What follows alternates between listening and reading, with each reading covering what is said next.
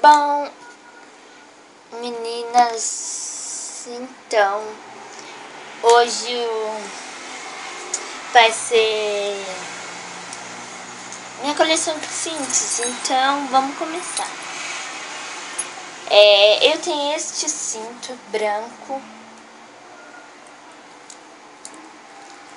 que ele é super fofo.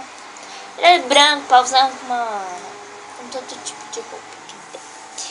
Esse é cheio de estampa com flor e ele é rosa, mas ele tem as estampas com flor, então fica outra cor. Aí tem esses que é para usar na barriga, sabe? Esse e este, que é o rosa claro e o rosa escuro. Rosa claro e rosa escuro.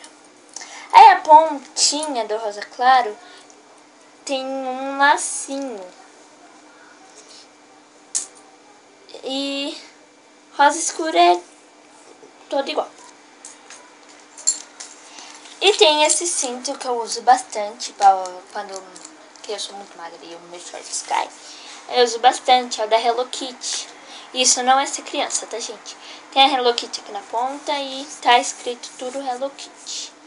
É muito fofo ele, gente. É isso, eu tenho pouco cinto, mas eu queria mostrar pra vocês que teve gente que me pediu. E eu tenho só isso de cinto. 1, 2, 3, 4, 5 cintos. Mas é o que me pediram. Um beijinho e... Opa!